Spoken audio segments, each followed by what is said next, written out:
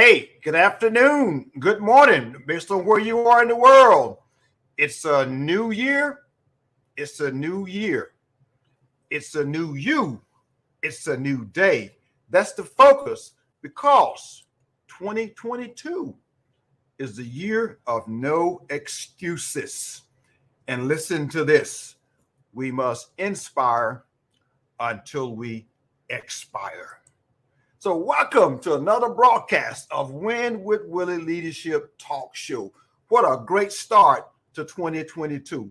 I know it's March, but every day is a new day because what we do not see, what most of us never suspect of existing, is a silent and irresistible power which comes to the rescue of those who fight on in the face of discouragement.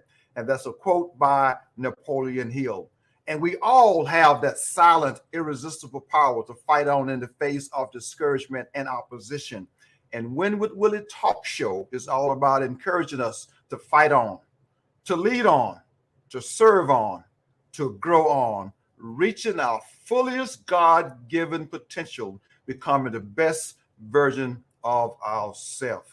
See, the best gift you can give your family, your community, and your organization is the best version of yourself. And how do we become the best version of ourselves? I am so grateful that you asked. We must first learn to lead ourselves because you and I cannot give what we do not have.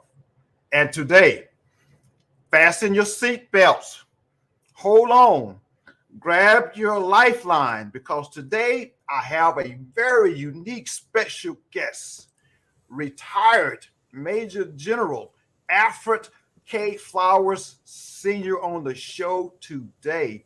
Before I have him make comments, let me do him some justice by reading his biography. And believe me, his biography does not do him justice. So as I'm asking you to do, strap up, grab your lifeline, because this Major General story is absolutely amazing. Major General Alfred K. Flowers Sr., United States Air Force retired. Currently is the president of KAL 46 Consulting, an author of Reflections of a Servant Leader, and former to San Antonio's Texas minority-owned businesses. He is a former Deputy Assistant Secretary of Air Force for Budget, or simply said, the Air Force Budget Director, where he was responsible for $170 billion of Air Force funds.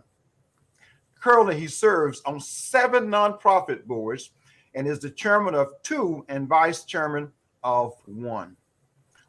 Listen to this. Following his high school graduation, Alfred K. Flowers enlisted into the United States Air Force in August of 1965 at the age of 17. After completing basic training at Lackland Air Force Base in San Antonio, Texas, he was applying as a supply warehouseman at Grand Forks Air Force Base in North Dakota, followed by a year in Da Nang Air Base, Vietnam, and 5 other assignments prior to 1975. He received his associate's degree from Thomas Edison University, a bachelor's of science degree from Southern Illinois University, and a master's degree from Ball State and National Defense University. In 1978, after 13 years of enlisted service with a promotion sequence number to the rank of Master Sergeant, Technical Sergeant Flowers attended Officers Training School and graduated as a distinguished graduate and was commissioned as a second lieutenant. He served as a budget officer at several Air Force bases, chief of budget at Headquarters Air Force Combat Command, director of budget programs, Headquarters United States Air Force, and chief financial officers, Headquarters Air Force Education and Training Command, and the United States Special Operations Command, J8. He commanded the Home Center at Maxwell Air Force Base, Alabama, and the 2nd Air Force Base, 2nd Air Force at Keesler Air Force Base in Mississippi.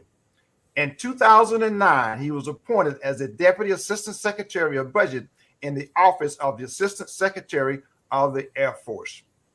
On January 1st, 2012, after 46 years and 5 months on active duty United States Air Force, Major General Flowers retired, making him the longest serving airman in Air Force history, the longest serving African American in defense history, and the longest serving continuous active duty member in the history of the United States Department of Defense. Major General Flowers was inducted into the Air Force Air Education and Training Command Order of the Sword on April 6, 2012, making him the 224th Air Force inductee since 1967. He was also inducted in the Order of the Longleaf Pine by the governor of North Carolina in August of 2016. Additionally, he received a Lifetime Achievement Award from the Air Force Association on March 1st, 2019. August 28, 2020, he was inducted into the Air Force Training School Distinguished Alumni. He received the United States Air Force Distinguished Public Service Award in October 2020. He is married to Ada M. Flowers for 53 years. My goodness. And they have one son. Fasten your seatbelt. Brigadier General Alfred K. Flowers Jr. And I must add this. He has a grandson attending the Air Force Academy and a grandson that's currently a Corps cadet at Texas A&M University. So the legacy lives on. General Flowers, sir, welcome to Win with Willie Leadership Talk Show. Well, good morning, Willie, and thank you, Professor Jeff. It's an honor and a pleasure to be with you this morning. I've been watching your shows and hearing about your shows, and I spoke with a good friend of mine who was on one of your shows recently, and everybody is in awe of what you're doing. And I'm sure that this will be a great session, and I look forward to the questions and the interaction and the time spent with you this morning. It's an honor to be here. Absolutely, sir. We have some folks right now that are already adding comments because you're on this show.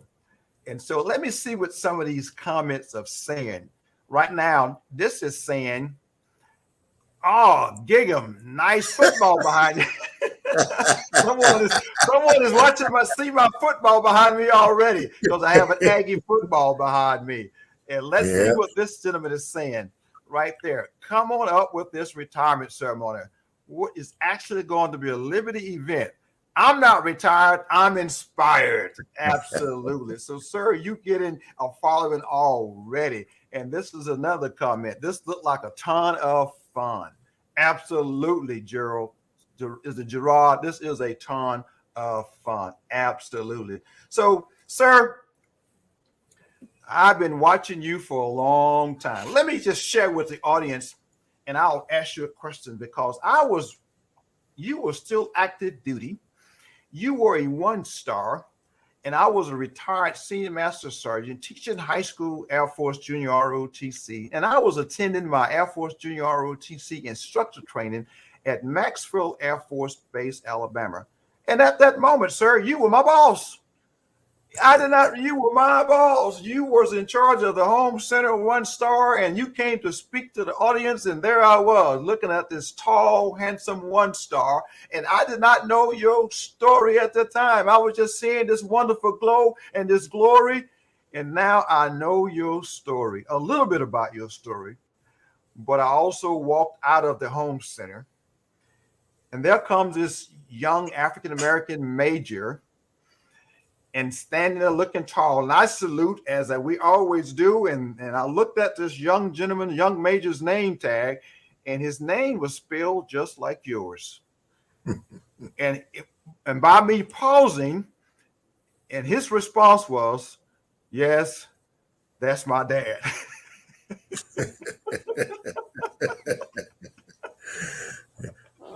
I'll never forget that. he get a lot of those opportunities and a lot of questions. I shared with you earlier one day last week, he was in Safeway on his way to work early in the morning, and a retired Major General, a friend of mine, saw him and saw his name tag, and he said, "Hey, you Al Flowers' son?" And he said, "Yeah, that's my dad." So I told him that day, I said, "Boy, you better be good because you can't get lost. Somebody will let me know what you're doing." Absolutely. So, That is yeah. what a great legacy, sir. Let me see what Chris Powell is saying. Chris Powell is saying, "Hey Jeff, thank you for doing this." Absolutely, Chris. Guys, I thank you for definitely tuning in because my guest today is absolutely an honor to have him on the show today. Sir, I'm going to start out by asking you, let's see what I want to start out. I'm not going to talk about the book, but you know what I'm going to do, General?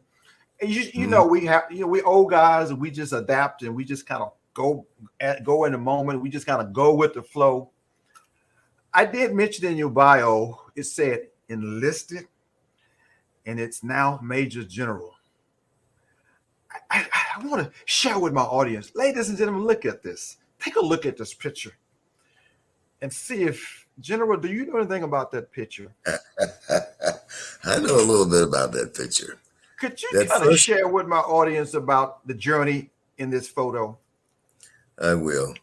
I'm going to back up to some pictures before that first picture you see with me in a fatigue uniform, a work uniform. But I am a product of teenage parents. My mother was 18 when I was born, and my dad was 16 when I was born. So we all can do the math. So I was given to my grandparents to raise, and they were sharecroppers back in North Carolina.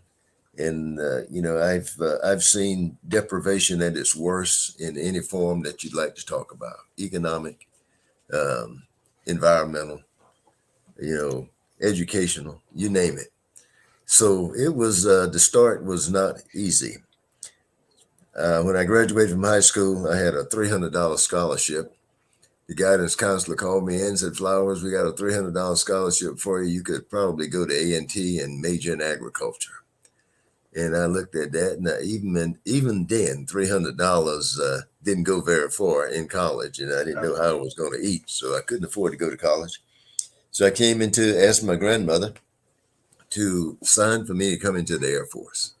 And that first picture that you see there is me early on in my Air Force career, probably about 1966 at Grand Forks Air Force Base, North Dakota.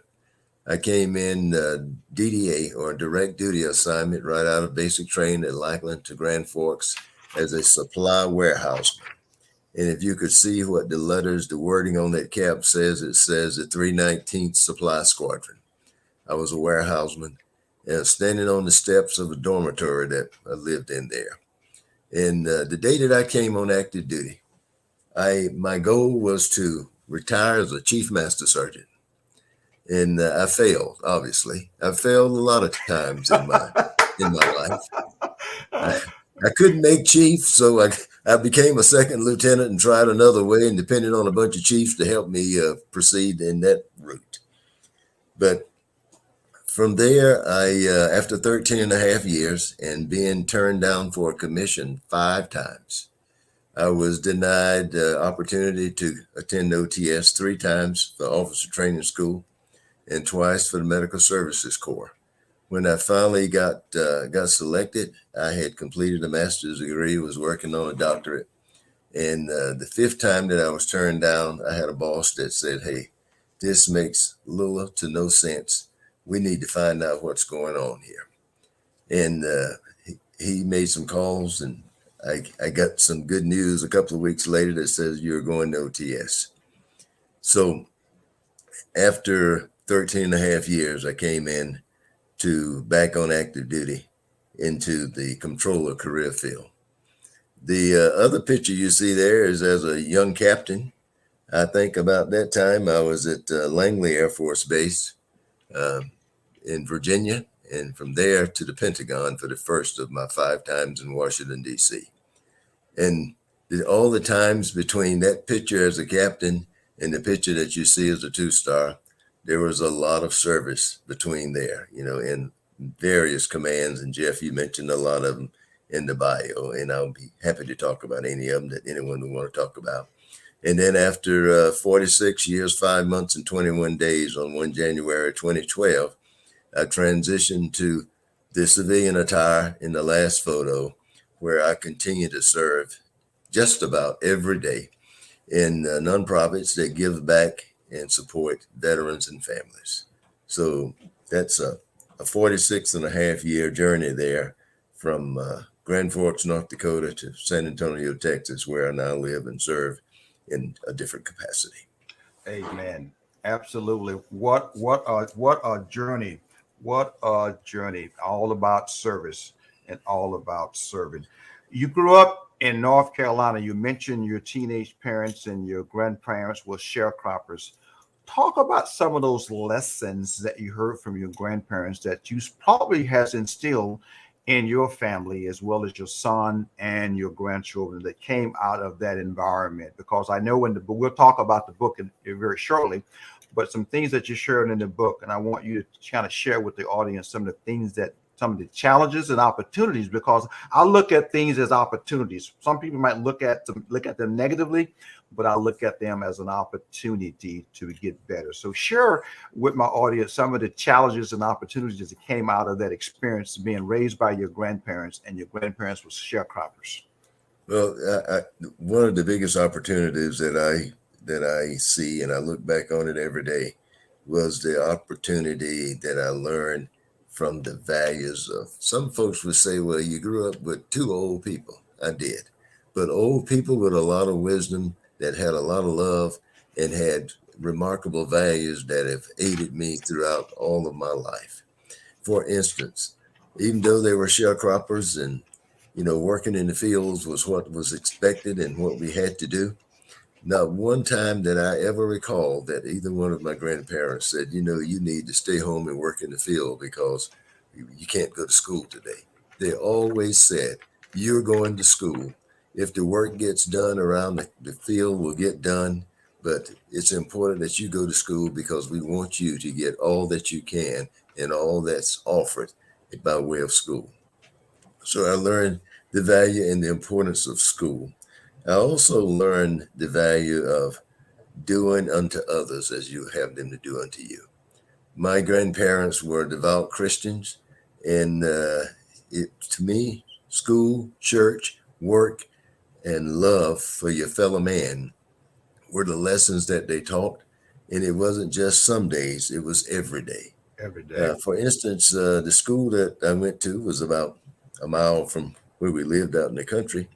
And, I could get into a little devilment at school and it would beat me back home because someone along the way would know about it, or the teacher would get a message back. And then they had the old party line phones, and, get on the party line phone and everybody on the line knew what was being said. So, Absolutely. everybody in the community was on that party line and knew what was going on. But it was, there were some very, very valuable lessons out there. And well, I learned hard work. I learned taking care of your fellow man. I learned the importance of school and the importance of doing unto others as you'd have them to do unto you, and doing right even when no one is looking. Integrity. Integrity. Absolutely. And you got do unto others, you will have them do unto you. The importance of education. So, ladies and gentlemen, if you heard that part, if you have children in school now, make sure emphasize the importance of education. I know some of my family members that are listening in right now. I'm hoping that your grandson is listening in. Aiden, by the way, Aiden, it should be on the YouTube channel listening in. So the importance. So Aiden, if you're listening, Paul had said, make sure you focus on. And it's a short drive to College Station from here, so don't get in trouble now. Come see you. I believe Al Jr. may be listening as well. So the dad may be even listening as well. So not only is Papa talking to you, but dad may be listening. So absolutely significant. Now, the journey of the picture, because for you to become a major general in the United States Air Force, I'm sure you could talk about the importance of mentorship and being teachable and being coachable, because you don't get there by yourself. Share with the audience the value and importance of being coachable, and being humble, and the importance of having a mentor. And maybe you can even mention some of those mentors by name, and how those mentors impacted your growth and development. I do. First, let me go to in order to be a leader, you have to be a follower. I don't know of anybody that leads that can't follow or haven't followed or aren't following today. It doesn't matter what level of leadership you're achieved to, you're still following someone in some way. But I had a lot of great mentors along the way. As an enlisted person, a brand new airman, first class, second class, third class, in Grand Forks, North Dakota, I had a Sergeant Carver. Billy Carver was my first military supervisor. And from day one, he took me by the hand and he says, Flowers, I'm going to teach you everything you need to know. And what you've got to do is pay attention and do your best every day. And that has stuck with me since August of 1965, when I first came on active duty. Do your best at whatever you attempt to do every day. Pay attention and listen to what folks are trying to tell you, and you'll be amazed at how successful you will become. I also had a civilian leader at Grand Forks, North Dakota, who was the supervisor of Sergeant Carver. And he, for some reason, took a liking to me because I was trying to learn, wanted to learn all that I could. And then my goal was to be the best warehouseman in that warehouse at Grand Forks Air Force Base. And, I recall it vividly. Some of my buddies used to call me country because I was from North Carolina and grew up in the country, and they were from Philadelphia and New Jersey, from the Northeast. And they say, "Hey, country." And I said, okay, I'll be country because that's where I am and that's where I came from. But while they were joking and calling me country, I was learning all that I could, trying to do my best and to be successful. And it all worked out. And as I progressed on through the years, my first supervisor as an officer was a fellow named Kenneth Hotkovic. He lives in Valdosta, Georgia today, and that's where I was as a second lieutenant, Moody Air Force Base. And I recall him telling, he had 3 second lieutenants working for him. And he said to all of us, he says, what you guys do is a lot attributable to what I do. And my goal and my mission as your boss is to make sure that you get what you need to be successful. It's not about me. And I may be at the end of my career. You're at the beginning of yours as an officer. And I want to do everything that I can to make you successful if you want to succeed. But he was he wasn't shy in telling us that I can't make you successful if you don't want to succeed. If you want to fail, I can't help you. You can help yourself. But he was an amazing boss. And Ken Hotkovic retired as a lieutenant colonel. But every promotion that I had, from the time I was a lieutenant colonel to a 2-star general and my retirement, Ken and Carol Hotkovic was there, still supported. And we still talk today. I talk to him about every 2 or 3 months just to say hi and thank him for taking an interest in someone that was interested in themselves. And you probably still call him Lieutenant Colonel. That's amazing. That's a absolutely amazing. I call him sir. Yeah. Yes. I call him sir. And, several of my former bosses who I worked for and with that I retired outranking, I still call them sir. Absolutely. It's out of respect. Out of respect. I like what you said about serving and leading is not about you. It's not about me. It's about serving and helping our subordinates become the best version of themselves. And ladies and gentlemen, that's what this show is all about. You're listening to Major General Retired Flowers, and he's helping us. He's inspiring us to become the best version of themselves. In the book, I got an acronym, and it's called Approach. You're familiar with an acronym called Approach? Mm-hmm. It talks about attitude, perform, passion, respect, ownership, actions, commitment, and humility.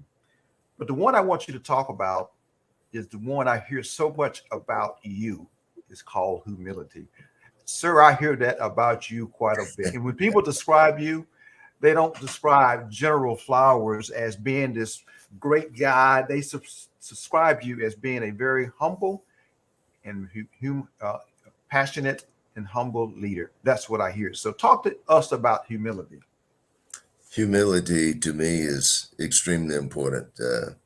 Attitude and humility, performance, of course, but humility and attitude are two of the greatest attributes I believe that a human being can have. It doesn't have to be a leader, a human being. Humility, when I talk about humility, I think about folks that I've served with, been around, observed, who are arrogant, who are stuck on themselves and think that it's all about them. And I almost get nauseous sometimes just thinking about it. It's not about us. It never has been, never will be. It's not about us. It's about what you do for others. We as leaders and mentors and guiders, when we leave this earth, it isn't going to be about what we've earned in terms of material gains. It ain't going to be about the houses we lived in, the money that we may have earned. Mm-hmm. It's going to be about what you leave behind. That's what legacy is. What do you leave behind?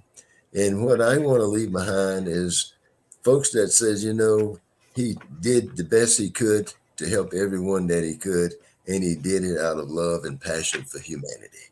He was not an arrogant person. He was not about himself. He was not full of himself, but he was full of what he could help others achieve in themselves. Absolutely. That's that's one of those drop the mics moments. You know that, right? You have one of those drop the mic moments. We just dropped the mic because that is being authentic. At that moment, you are an authentic leader, and people know when you're arrogant or humble. Amen. And humility attracts people. Arrogance detests people. Yep. Drives them away. They don't want to be around you. They will not want to be around you. In that same chapter, we talked about humility, but in that same chapter, it talks about this word called, and I'll let you define it, but you came up with a term that highlights your family. It's called flowerisms. I know that's.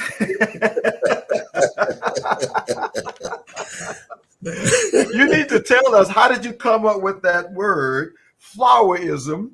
And it says common sense tools of achieving uncommon success. And I can tell you about, if your grandson Aiden is listening, is Alfred the third is listening, and maybe Alfred Jr. is listening, we got this legacy of uncommon success that's happening. And so I'm assuming it started with Paw, your grandparents, and it was passed on to you. But I'm sure your grandparents did not come up with the word flowerism. That's something that you came up with. So I want you to talk about that for a moment. That's something that I came up with, and it was really put together and brought to light when I was in U.S. Special Operations Command. There were a lot of sayings, things that I used to say, and one of them with the special operators, they used to say that. We used to say that special operations, there's nothing common. It's only, this saying that we said. It's all right. Common sense is uncommon if you don't use it. It's only common if you use it. We used to say that. I used to say that all the time to a lot of the senior folks. They say, well, it's just common sense, sir. I said, well, yeah, it's only common if you use it. Common sense unused is uncommon. It's uncommon. And when I left Special Operations Command, they put together a little book. And they said, all the things that we've heard you say and all these country sayings that you say that make so much sense, we're going to label those flowerisms and put them in this book. And they gave me this little book. I don't know how many pages it is. It's about half-inch thick of sayings like that they've heard me say over the years.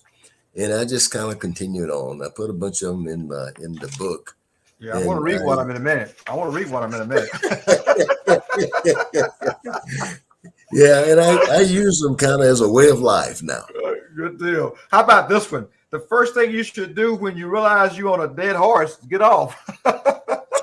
That's right. Get off. You can't ride a dead horse. It's not going anyplace. Get off. My goodness, man. Oh my goodness. There's another one that's not in that book, Jeff, that I use a lot when I talk to leaders, and they sometimes they'll ask me, well, sir, how do you know when you're leading? I say, well, look behind you and see who's following. If no one's following, you're probably just taking a walk. Absolutely. So we don't want you out there taking a walk if you're proclaiming to be a leader. Be a leader. Yeah, you just kind of taking a good day walk through the park.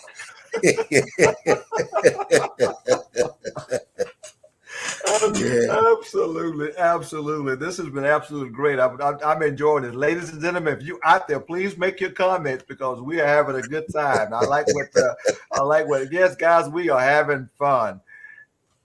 21. If you were 21 years old again, well, matter of fact, you've been married for 53 years, so you really didn't have a childhood. If you think about that, you've been married a long time.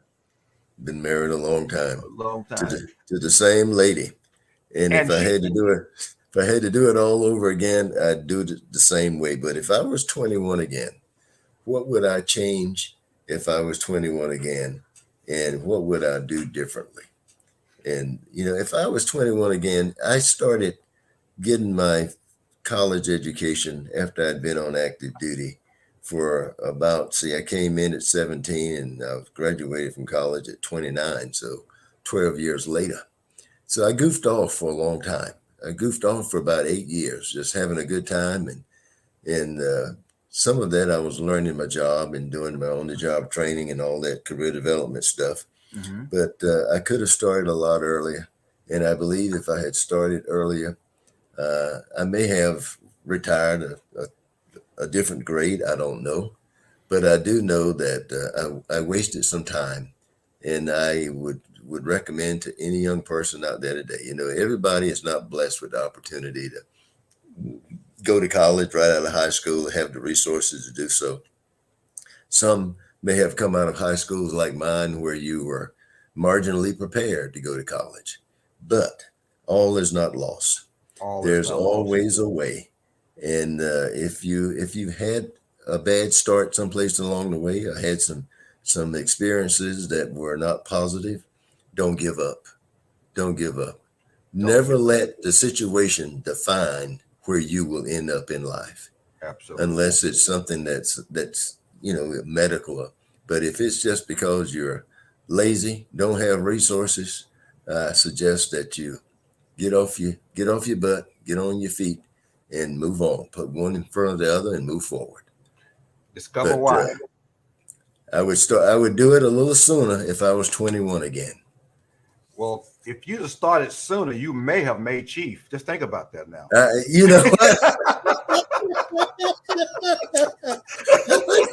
think about that a lot.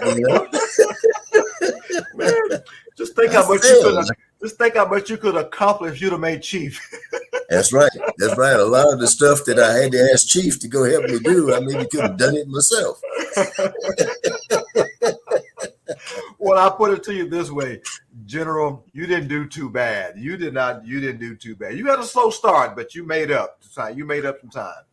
Well, I had a lot of help. You had a lot of help. Absolutely. Well, thinking of that, I wanted to talk about this. In the books, as a matter of fact, it says this. Let me go back and get it. I just saw it a few minutes ago, and I think I may have lost the page, but it goes like this. Let's see here. I want to get this page. Learning to learn. I like that. I really like that. Learning to learn. And when I read that, I go, wow, man. Mm-hmm. And sometimes that is why we don't learn, because we fail to learn. When I talk about learning to learn, I'm talking about, for the most part, paying attention, being focused on what you're trying to learn. Mm-hmm. Sometimes we go to classes, we have lessons, and we just, we get through it because we pay attention or sit in the classroom. And then we leave and get out in life and realize that, I was taught that somewhere along the way, but I didn't learn what I should have learned about it. And I had that experience a lot coming out of high school when I got into the military. I realized right away from being around other folks that came up in different environments with different opportunities that I did not have what they had because I had not had the opportunity to learn what they had learned because it was given in an environment that was somewhat deprived of the one that they came from. Mm-hmm. So I knew that I had some shortfalls. So I had to figure out how to catch up. And the way to catch up was to first assess what you didn't have or what you didn't have completely, and then go get it. So a lot of that time that I was wasting, I could have been catching up and probably gotten 2 or 3, 4 years ahead of where I ended up. But, it took me a while. I'm a little bit slow on some things, and I was on that. But I caught up eventually. But you got to learn to learn. And the way you learn to learn is to be focused on what you're trying to learn and how you plan to apply it in life.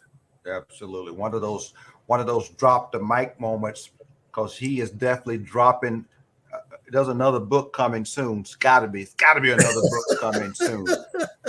Got to be another book coming soon. And speaking of book, right here, right there, Reflections of a Servant Leader, a very humble servant leader, because by being a servant leader, you have to be humble. You have to learn to learn. You have to think of others. You got to think more. Don't think less of yourself. Just think more about others and serve others. And so I want us, and I have the book, I want you to go buy the book, because you will be definitely blessed with Reflections of a Servant Leader from Major General Alfred K. Flowers. He did, you know what he didn't put on the book? I'm gonna point out the mistake he made on this book, guys. I'm drawing attention to this. He didn't put senior on the book. You hear that? You hear that, Aiden? He didn't put senior. Yeah, That's all right. Jeff, one of the things when you talk about and refer to the book, I'm often asked, why did you write this book? And why did you do it when you did? Well, my purpose for writing the book was I wanted to inspire, motivate, and convey to others who may have come up with an experience of upbringing like mine, with a lot of deprivation in life, that the main message is you don't have to live where you're born. While at the same time, I wanted to inspire some young people who may be thinking about joining the military, may be in the military, of some things that I would recommend that they try along their journey to success in the military. And then there are just some other leadership nuggets in there for whomever want to read it and could get something useful out of it. So that's why I wrote the book. And the reason, the timing of the book was, I started my military journey at 17 years old, stopped at 63, went into private industry for 4.5 years as the COO of an IT and engineering company, had no experience whatsoever when I came out of the military of the corporate world. So I wanted to contrast the military and the corporate world and include some of that in this book as well. And if I take just a short number of lines and nuggets from all that experience, what I found in that contrast is there's a common denominator. The common denominator is people. People want to be respected. They want to be appreciated. They want to know that you care, regardless of what the environment is, whether it's the military or the civilian environment. And as long as you do that, show that, lead by example, there's not a lot of leadership differences between the two worlds, corporate and military. It's just a different business line. Different line. Yeah. It's amazing. Just a difference in the business line. People want to be respected. People want to be led. People want to be served. The common theme are people, no matter what branch of service, no matter what organization, no matter what nonprofit, no matter what for profit, no matter what education institution, people desire the same thing. No matter if it's internationally, no matter if it's nationally, it doesn't matter. People desire.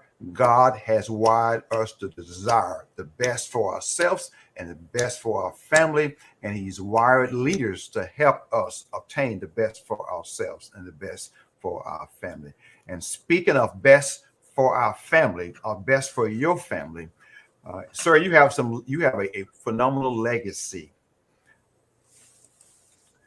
and I want you to share growing the family business. You said corporate. We're talking about the family business, and talk about what I see in this photo. To share with my audience what I see in this photo, because not too many years from now, there's going to be the third, and there's going to be Aiden somewhere wrapped up in this family business of serving our country. And this was 2-star passing the baton to 1-star. Yeah, and it's amazing how this all happened.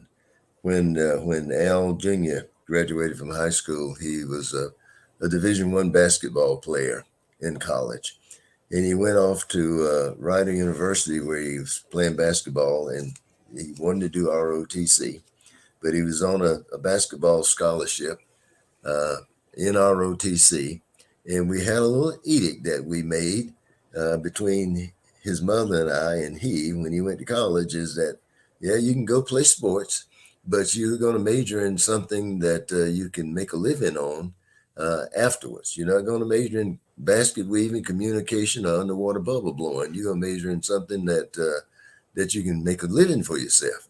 So he decided to major in finance, play basketball, Division I, major in finance, be in ROTC, and keep his grades up.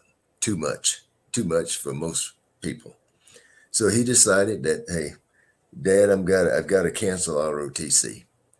And I said, okay, there'll be other ways that you can serve if you so desire in the military. You get an education, you're playing basketball, the scholarship is paying for your education. And we'll figure the rest of it out, or you will, as things go on. So at the end of the first 4 years, he said, well, I've got this finance degree. And I said, well, have you thought about going on to grad school? And he said, yeah, but I don't know what I want to major in. I said, well, think about hospital administration. And he did. And he decided he was going to major in hospital administration. And he went on majoring in hospital administration. At the end of grad school, he called me. He says, well, after the internship, I got offered a job at West Jersey Medical Center, and they're going to pay me about $70,000 a year. And I said, well, what's your question? Why are you calling me? Why aren't you signing a contract? He said, well, I'm thinking about coming in the military. And I said, say that again? Do what? He says, I'm thinking about coming in the military. I said, well, as a second lieutenant? He said, no, I could come in as a first lieutenant with a direct commission. I said, instead of $30,000 a year, you might make 45.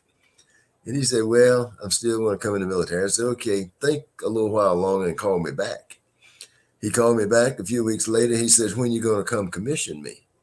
He had already gone to the recruiter, set up the commissioning, done everything that he needed to do. And all he needed to do is for me to come swear him in. So his mother and I drove up to New Jersey from Washington, D.C., swore him in, and he came into the military. And I thought, well, he'll hang on for a while, hospital administrator. He'll do 4 years and figure out how much money he can make on the outside, get out and go make more money than he's making in the military. He loves what he's doing. He is as much of a servant, if not greater, than I am. And he loves it. And when I talk to him, all we talk about is how much longer he's going to stay and what he's doing in the military and how he's making a difference as a hospital administrator. And on the 7th of September last year, I had the opportunity. I've promoted him to every rank, every grade that he's worn, except second lieutenant, first lieutenant, except first lieutenant, because he just pinned that on in school and pressed on. But from captain through 1-star, his mother and I were there to promote him to every grade. And the 7th of September last year, we had the opportunity at the Air Force Memorial to promote him to Brigadier General, where he's currently serving as the Air Force Medical Services Corps Chief today. And today he's in Alaska. Man, Major General. So I guess the moment that I will ask, or the question I would ask, uh, is your heart overflowing, your son, from where you started and where you are, because of what you shared in this book, all the things that you have went through and the people that has mentored you. Now look at the legacy that you're leaving, because Al Jr., 1 star. Al the third, yes, I'm like Air Force Academy. Aiden, Texas A&M in the Corps Cadets. Sir, my question to you, to follow up with that, maybe you can share. I think you and I talked about it earlier. We talked about the African American generals that the son became general officers. And then in our conversation, I think we only had about maybe 2 other African American general officers that the son became general officer. So this flowerism is still making military history. I think you and I shared that Benjamin O. Davis, we talked about Chappie James and his son. Mm-hmm. And now here we are on March the 9th, 2022. And I'm introducing the audience to Alfred K. Flowers Sr., Major General, that has a son that's in the same conversation with Benjamin O. Davis and Chappie James. Sir, it is, and we're very thankful and proud. Those are the ones that come to mind. Air Force, and on the Army side, they're the Brooks family. There were 3 of them, the dad and 2 sons who were generals. But there may be more, but I can't think of any others right off the top of my head. But we're very proud and we're very thankful. We're thankful for all the support that we've received from a lot of people. It has never been about any of us. It's about trying to do what's right, taking care of the people, and they'll take care of you. And, I jokingly say to our 2 grandsons, the one that's a junior at the academy, and Aiden, that, if you want to stay in the wheel, you better stay in the family business, and that's the military. Absolutely. But they know that I'm joking, but sometimes I think they think I'm serious. They're taking you serious, Paul. Let's just be honest right now. That is a joking statement, but they know the seriousness of that statement. I promise you, they know the seriousness of that statement. But I do know what's going to happen. Whatever decision that they are making, long as they're making quality decisions about serving mankind, there's a flower that's always going to support them, no matter what. Yeah, you as grandparents and parents and leaders, the best that we can do, and what I think humanity expects of us, is to try to be good role models. And you never know whose life you're impacting, whose life you're changing, or whose life you might be saving by just being a good role model. And people see it. People will hear what you say, but they always watch what you do. So if you're doing the right thing, they see it, and they know right from wrong, just like we do. So absolutely, one of my major goals in life every day is to try to be a good role model, because I know there are a lot of people watching and they see what I'm doing, and I know what I'm doing. Amen.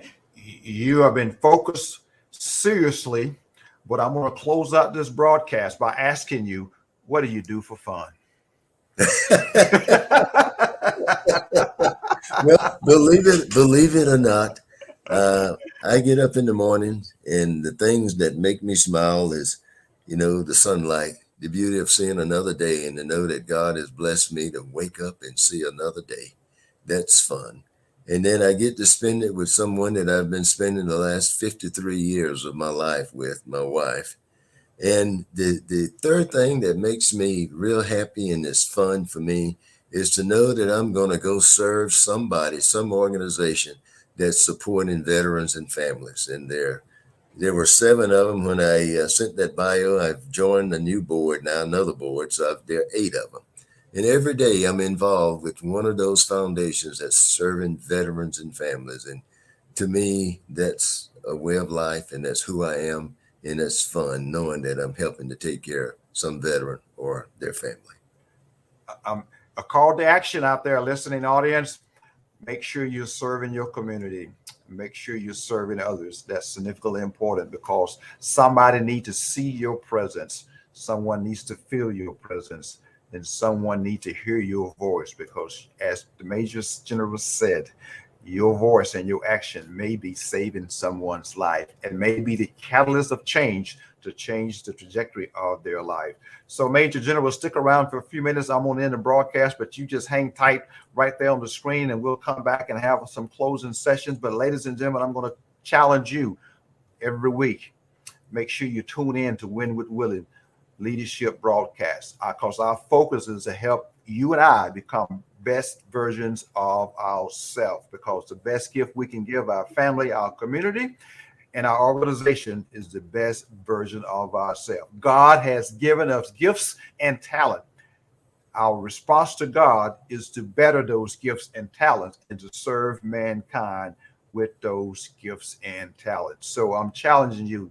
Come in next week, subscribe to my YouTube channel, share this information and broadcast with your friends, your family, because they need to hear what's being said. Next week, same time, same place, 11 o'clock Central Standard Time, Win with Willie Leadership Talk Show. Remember, 2022, the year of no excuses. We must inspire until we expire.